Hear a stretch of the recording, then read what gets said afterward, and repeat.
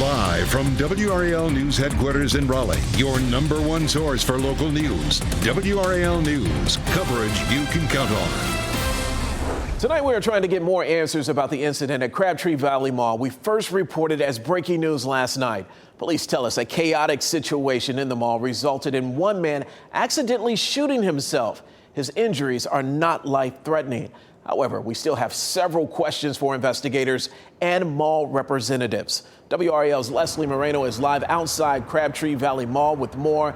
And Leslie, it looks like officers were back out there this afternoon. Well, Julian, we're still working to learn more about who that man is and why he had a gun inside the mall in the first place. We were out here. There was quite a large police presence. We were able to get some video for you. Like I mentioned, Raleigh police out here, EMS back out at the mall.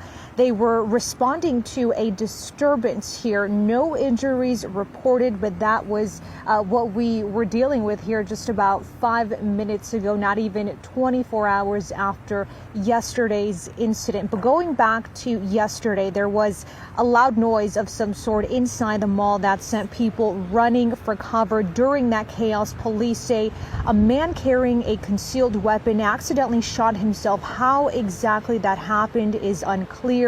We do know he was rushed to the hospital by EMS with non-life-threatening injuries, and there were no other injuries reported. We did check with the mall's website, which clearly states weapons of any type, in view or otherwise, are not permitted on Crabtree Valley Mall property. And according to the North Carolina Department of Justice website, in North Carolina, concealed handguns may not be carried in any place of business that has posted a sign banning concealed weapons on its premises. That means even with a concealed carry permit, it could be a crime to be on mall property with a gun. However, there are exceptions for police officers and military service members. We spoke with a man who was celebrating his birthday yesterday at one of the restaurants inside the mall. He says he was there when the chaos erupted. He says the incident doesn't deter him from coming to the mall, but he does believe more safety precautions should be put in place. Danger is everywhere. It doesn't have to be in the mall. It can be at the gas station. One of the things I think we ought to try to do is try to police huge areas like the mall. Instead of just having security, have like a officer inside the facility to like regulate guns coming into our place of business. And as you can see there, we do have signs here at the mall clearly stating that firearms are not permitted on the property. We've reached out to mall representatives several times today. We've also reached out to Raleigh police to get an update on their investigation. We're still also waiting to hear back from police about this incident here that just wrapped up. So we'll have more details for you tonight, hopefully at 10 and 11. Julian. Leslie Moreno reporting live for us at Crabtree Valley Mall tonight. Thank you. New tonight, a Raleigh police officer was hit by a vehicle and assaulted on Wake Forest Road. 33-year-old Christopher Pierce now faces multiple charges. This morning, officers approached two people, including Pierce, getting into a vehicle and saw a gun inside. They then tried to take Pierce into custody. The assault occurred and Pierce then took off in the vehicle. The other person left on foot. From there, an officer was hit by the vehicle, sustaining minor injuries, and Pierce was arrested a short time later after a brief vehicle chase. As the weekend wraps up, we could be in for some spotty showers to start the week. Meteorologist Anthony Baglione is in the WRAL Severe Weather Center with more. Anthony. Julian, these showers, just like you said, very spotty in nature here as we head into our Monday. But I want to make you aware because it could be kind of some inconvenient timing tomorrow. Let's go over here exactly what we're expecting as far as the percentage wise. Most of us only about a 20 to 30% chance during the day, but we have a warm front coming through in the morning and then a cold front in the evening. So there's kind of going to be two systems in play here that could bring us those chances of showers. 50% chance there after about 7 o'clock. That's ahead of the cold front, and that's when I think we could see some better chances of showers here tomorrow afternoon. Here is during the day, very hit or miss coverage during the day that you see around there pushing through. There's 6 o'clock tomorrow evening. That's when the cold front will cross, especially for our northern areas. That's going to be the best chance of some of these light showers, and then by 11 o'clock tomorrow evening, it should be moving out. Julian, this is not our only system we're tracking for this week. It could get fairly unsettled here Thursday into Friday. We'll show you when we could even see some thunderstorms in the forecast here coming up in a few minutes. Oh, so it is not over. No, there's more. All right, thanks, Anthony.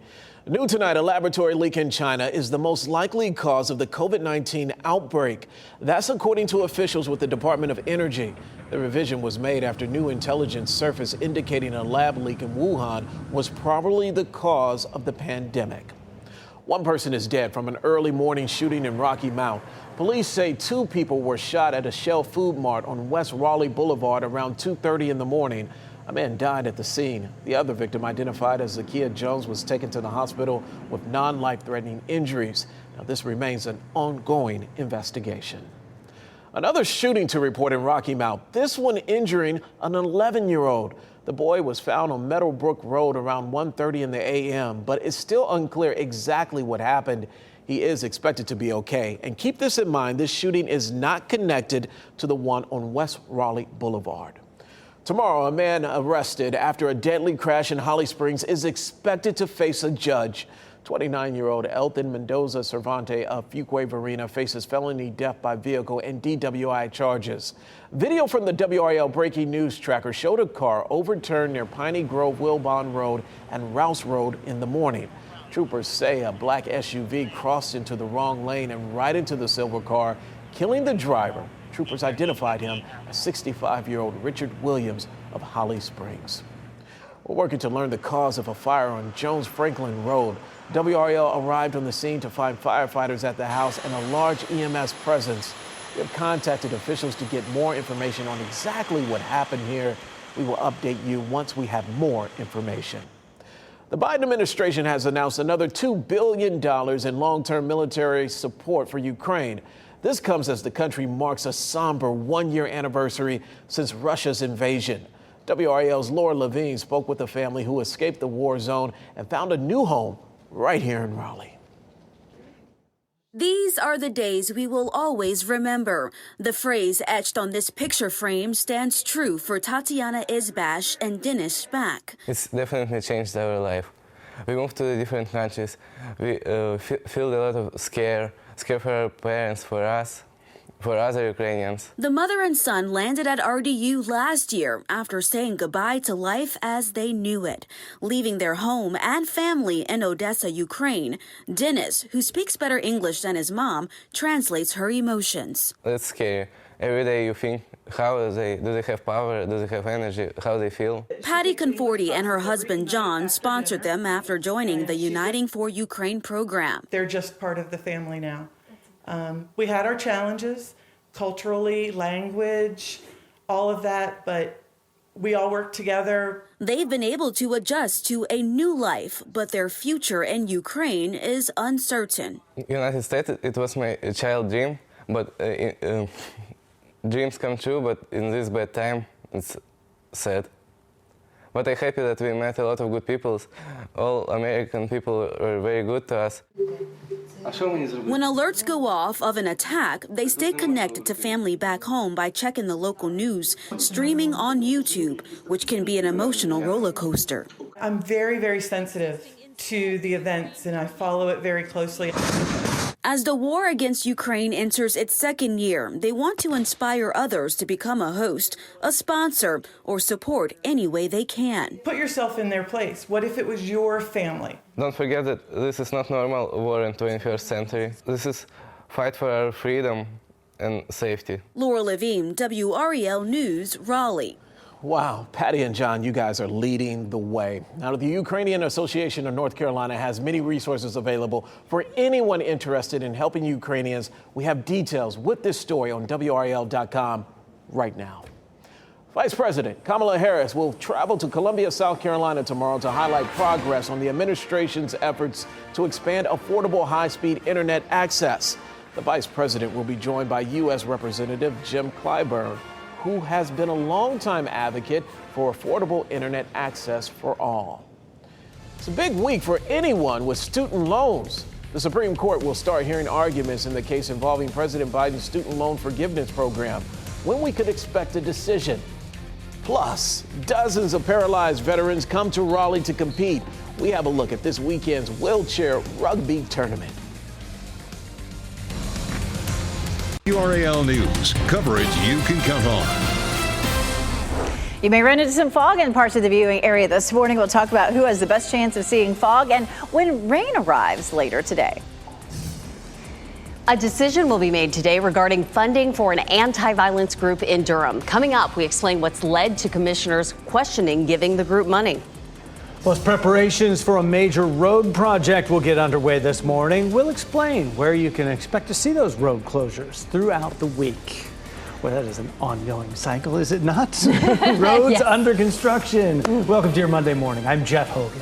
And I'm Renee Chu. It takes a while for that progress, does, right? yes. But moving through some of the commutes this morning, you're probably going to run into some fog in Raleigh and the Triangle area. There's already some. Meteorologist Elizabeth Gardner in the WRAL Severe Weather Center, but the dense fog advisory is to the west of us. Definitely. This morning when I came through downtown, there was some fog out there. So you're going to run into it in places, but it's more likely for parts of Chatham County, Lee County, Moore, and Hoke County.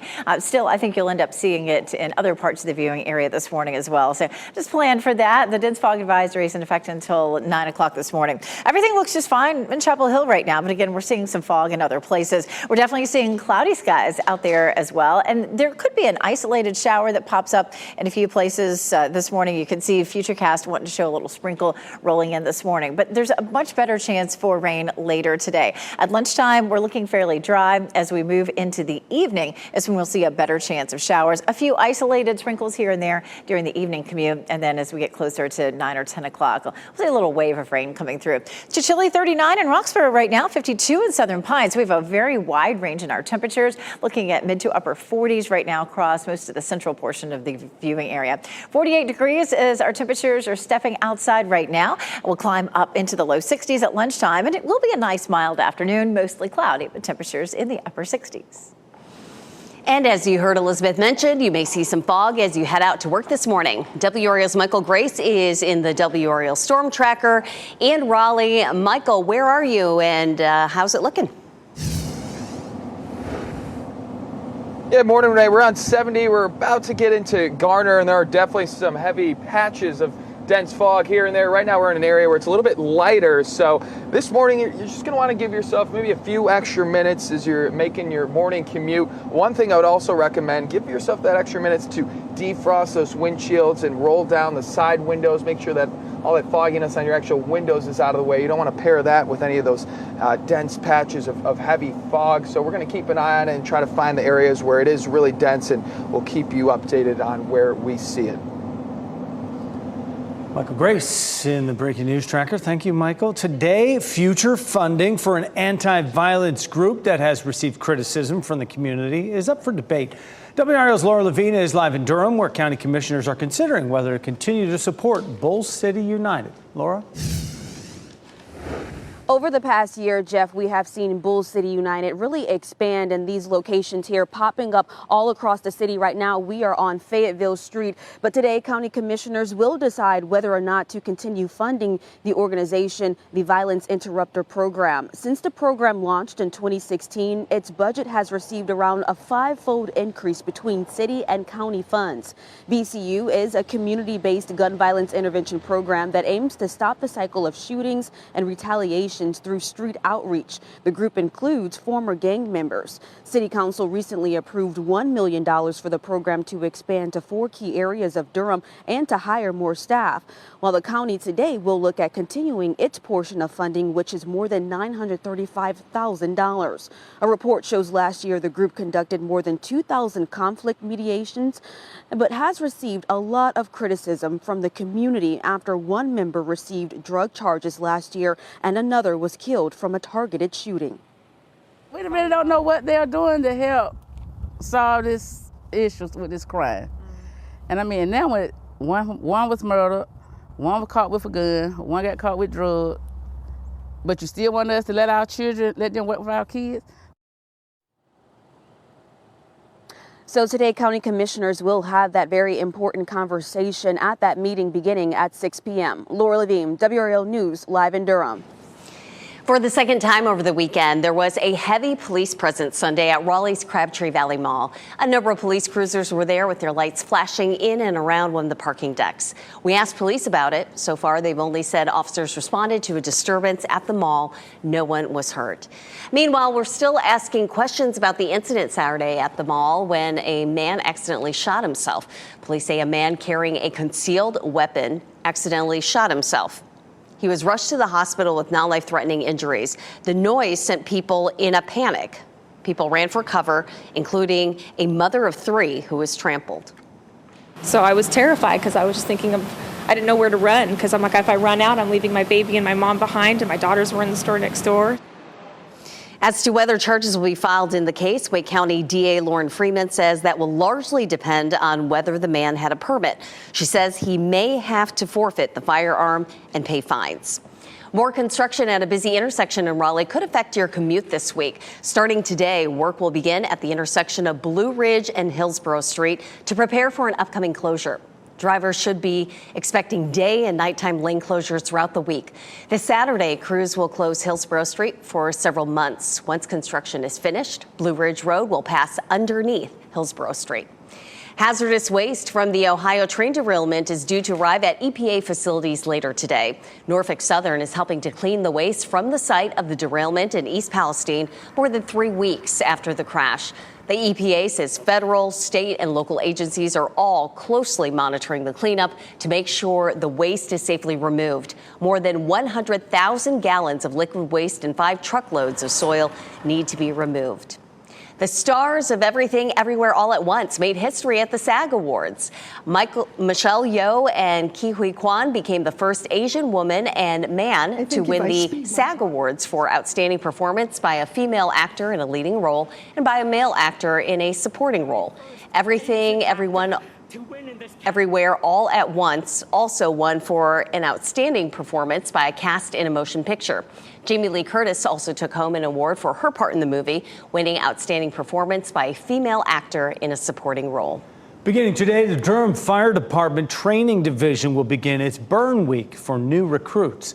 This will be the first trainees' first experience with putting out live controlled fires. It is also some of the final training they'll get before graduation in April.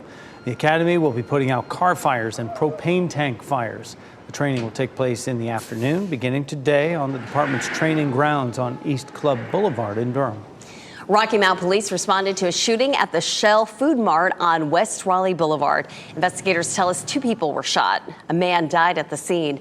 A woman went to the hospital with non-serious injuries and has since been released. Police did not share any suspect information. Also in Rocky Mount, Renee, an 11-year-old is expected to be okay after being injured in a shooting there. The boy was found on Meadowbrook Road around 1:30 Sunday morning. It is still unclear exactly what happened there. Vice President Kamala Harris will travel to Columbia, South Carolina today to highlight progress on the administration's efforts to expand affordable high-speed internet access. Vice President will be joined by U.S. Representative Jim Clyburn, who has been a longtime advocate for affordable internet access for all. North Carolina State Senate could vote to legalize medical marijuana as soon as this week. The bill passed the Senate last year with broad bipartisan support. However, GOP leaders in the House never allowed it to come up for a vote. The bill's Senate Republican sponsor, Bill Rabin, believes this year will be different. The list of 20 or so medical ailments that doctors could potentially prescribe marijuana for remains the same. It would be allowed for cancer and PTSD, but not chronic pain or glaucoma. A new bill proposed in South Carolina is taking aim at people wanting to move into that state. Coming up, why some lawmakers want to require out-of-state movers to pay hundreds of dollars to become residents. And a judge in Texas could make a decision this week to ban an abortion pill, the nationwide fallout and the legal actions that could follow. Foggy start in some spots this morning. It's going to be a nice day. Otherwise, there is a dense fog advisory. Take a live look at Lewisburg right now. Meteorologist Elizabeth Gardner breaking down how our week will look next. From the WRAL Severe Weather Center, North Carolina's most experienced team of meteorologists. It is 4:42, and we are seeing some patchy fog across the area. Take a live look at downtown Apex, and you can see some of that. Visibility is down really low right in the triangle, especially right at the airport. Visibility is down to not quite zero, but it's unusual to see it quite that low. Visibility 3 miles in Southern Pines. It's 7 in Clinton, 8 in Goldsboro, and half a mile in Rocky Mount. So it'll vary widely depending on where you are. But we do have the dense fog advisory in effect in our southwest counties. So expect some patchy dense fog out there. Temperature around 50. We're seeing a wide range in our temperatures also across the area right now. But if you're headed out the door for some exercise, while it's still dark, make sure you've got something reflective or flashing on. It will be 62 at lunchtime and a pleasant afternoon with temperatures in the upper 60s. Good morning, Ken Smith here in the WRAL Live Center as we deal with a dense fog advisory around here. Take a look at what some residents in parts of New Mexico are waking up to this morning. This dust storm rolling across the state with heavy winds causing widespread power outages. You can see the traffic camera there moving in the wind. It actually first started out as a snow squall in the western part of that state. And of course, it's moving west to east right now. High wind advisory remains in effect until later on this morning. Ken, thank you. The National Transportation Safety Board is looking into what caused a medical plane to crash in Nevada. The flight went down about 45 miles south of Reno on Friday night. All 5 people on board, including a patient and a member of their family, were killed. Officials say evidence shows the plane broke apart during the flight. The crash happened while a winter storm warning was in place for parts of Nevada.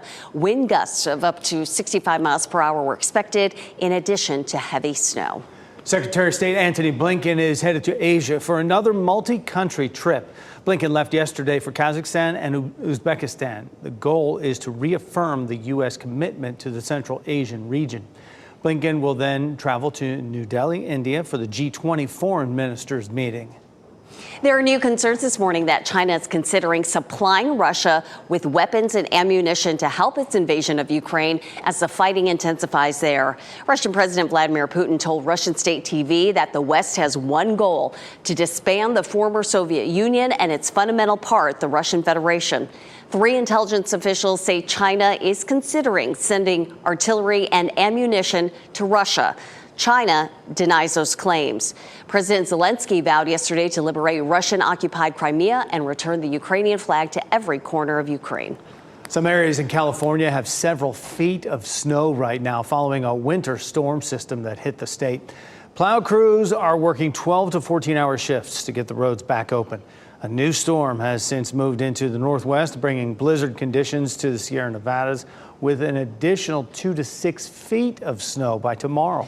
In Reno, officials issued a new blizzard warning they say could be life-threatening. A new bill in the South Carolina legislature would force people to pay a fee to move into the state.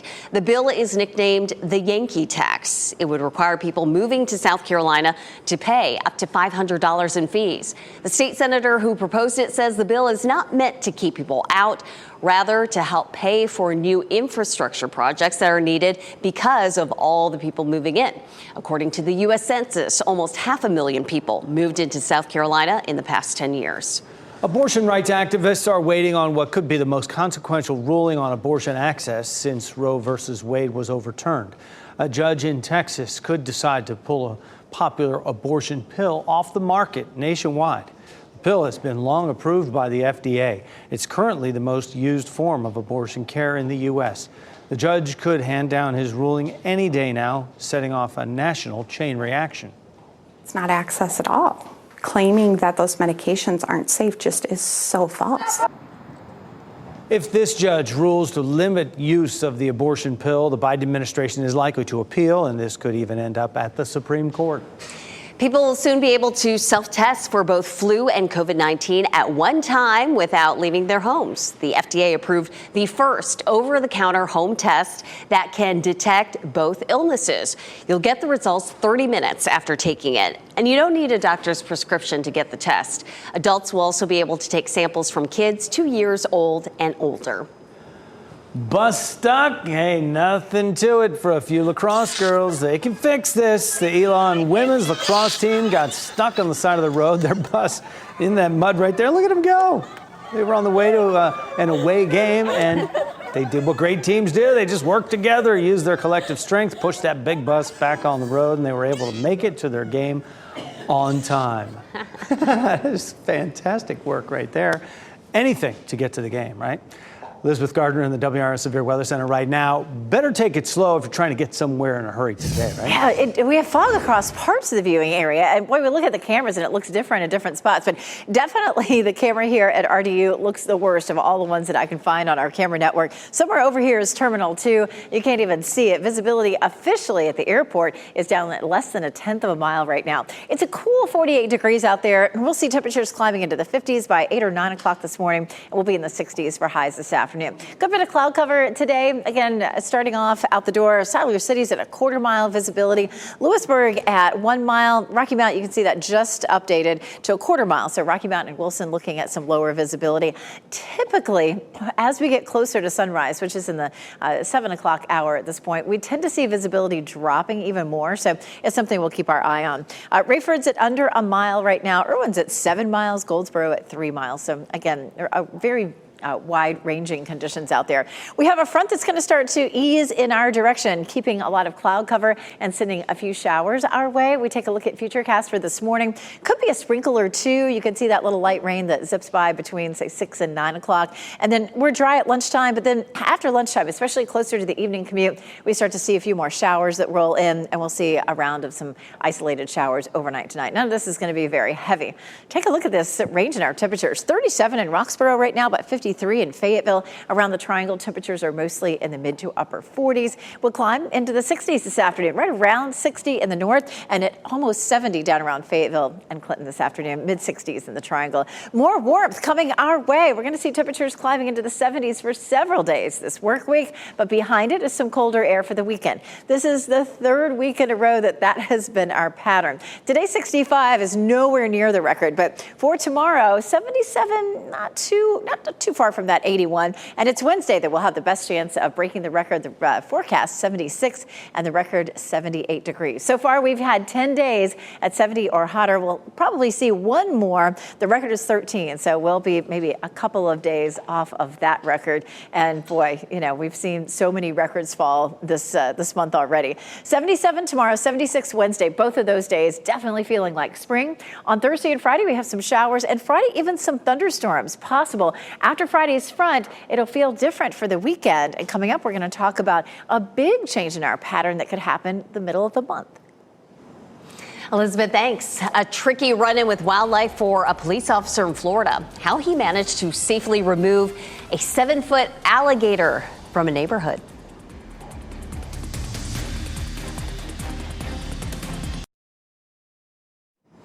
New body camera and aerial video show how a police officer in Miami managed to wrangle a 7-foot alligator from a neighborhood. Check this out. The officer lassoed a rope around the gator's front legs, tied it to his police cruiser, and kept it mostly in place until wildlife officers could get there.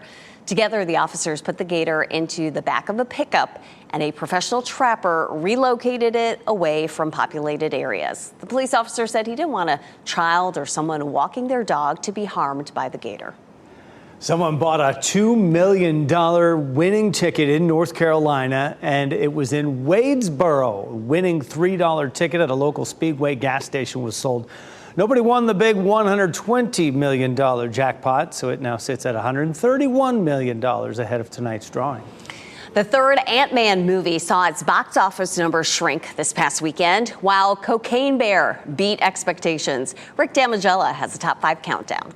Listen, Doctor, thanks for everything, but I am feeling great. Puss in Boots: The Last Wish dropped from 4th to 5th place on ticket sales of $4.1 million, while Avatar: The Way of Water sank from 2nd place down to 4th with $4.7 million. So, tell me about yourself, Lonnie, and your people. Jesus Revolution debuted in 3rd place with $15.5 million, far outpacing the $6 to $7 million opening, which box office pundits predicted.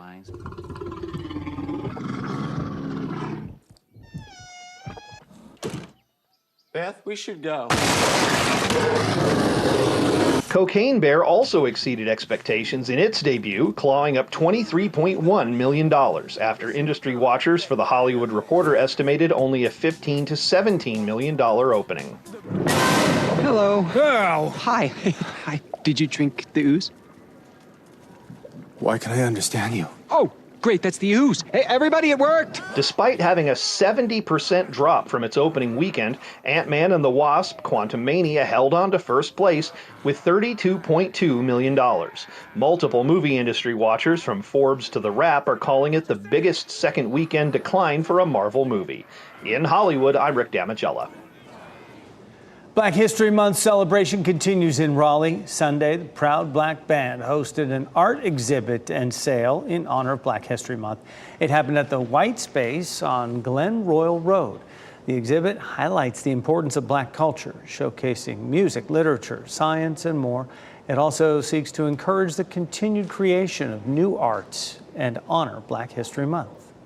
Today, our Hidden History series takes us to remnants of one of the state's largest plantations, including dwellings where enslaved families lived.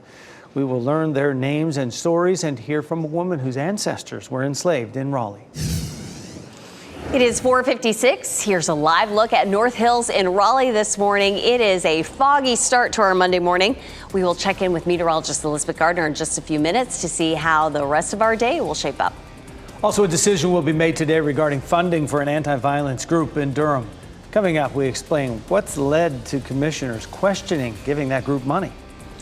Plus, Vice President Kamala Harris will be in South Carolina today. We break down what she'll be talking about with members of the Columbia community.